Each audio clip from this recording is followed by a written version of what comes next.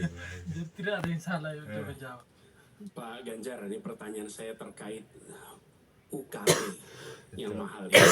UKT ya. Ini Kampus memang seharusnya merdeka dan memerdekakan. Dan kampus merdeka itu baik, tapi bukan berarti merdeka untuk menaikkan ongkos. Iya. Bukan berarti menggunakan segala cara untuk bisa mendapatkan dana dari mahasiswanya. Nah, belakangan kita mendengar fenomena ini.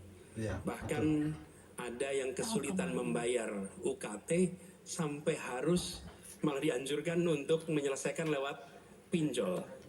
Nah, bagaimana pendapat dan pandangan Pak Ganjar melihat problem pendidikan tinggi di Indonesia ini? Nah, silakan Pak Ganjar. Itu ya betul. Ya, silakan waktunya 2 menit Pak Ganjar untuk menjawab. Terima kasih Pak Anies. Yang pertama, hentikan liberalisasi pendidikan. Hentikan hari ini. Hentikan, betul. Berikanlah kepada para mahasiswa kita proporsi yang benar. Kenapa Ganjar Mahfud punya program satu keluarga miskin, satu sarjana, agar mereka tidak direpotkan pada persoalan ini. Dan Pak Anies tadi betul, ikhtiar para mahasiswa hari ini agar dia tetap bisa sekolah adalah ngutang. Dan pinjol ternyata menjadi problem, dan saya sepakat kami diskusi beberapa waktu lalu dengan para mahasiswa di Jogja, ini menjadi cerita utama.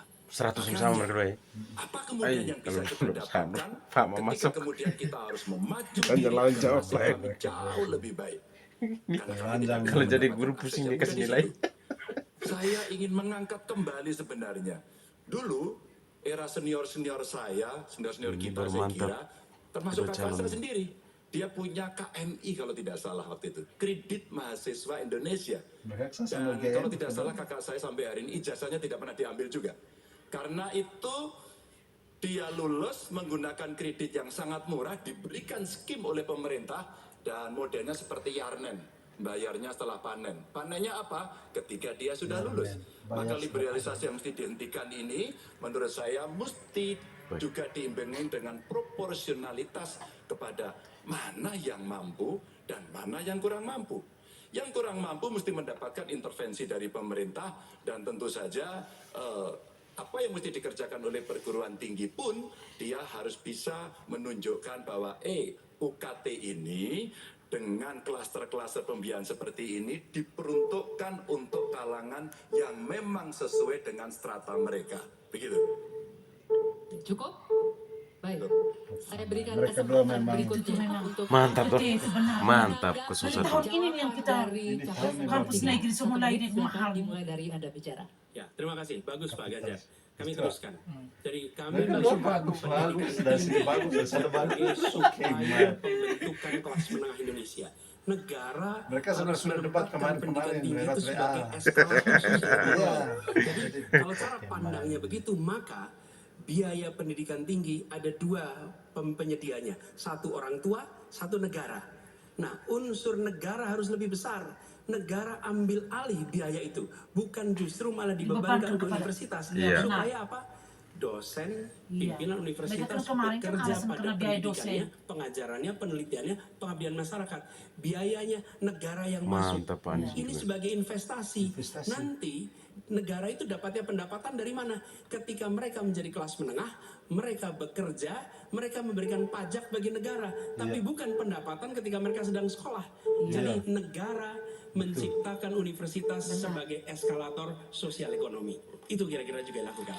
Baik, kami berikan kesempatan terakhir untuk capres nomor 3 memang berikan tanggapan dari tentara sekali ini. Kalau tentara mereka berdua koalisi benar. Anda berbicara. Kalau kita ingin membangun dan basisnya adalah sumber daya manusia, saya kira tidak boleh diingkari bahwa betul pendidikan adalah investasi. Jangan dihitung-hitung sebagai sebuah kos.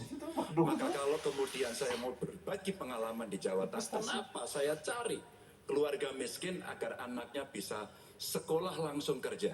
Kami mulai dari SMK karena alhamdulillah kami mampu untuk mengcover itu. Ada SMK Jateng, mereka sekolah 3 tahun dan lulus. Kami ingin tingkatkan ini. Kemana? Ke perguruan tinggi. Agar mereka kemudian bisa jauh lebih baik lagi. Dengan cara itu, ruang-ruang publik kehadiran negara, khususnya dalam bidang pendidikan inilah yang bisa kita berikan kepada mereka. Hari ini yang kita tuju adalah bagaimana kebijakan ini berpihak kepada yang lemah. Apakah itu si miskin, apakah itu kelompok perempuan, apakah itu penyandang disabilitas. Sehingga mereka bisa mendapatkan akses pendidikan tinggi dengan murah. Mantap. Baik, Salam silakan. metal bro. Selanjutnya. Selanjutnya hadirin sekalian.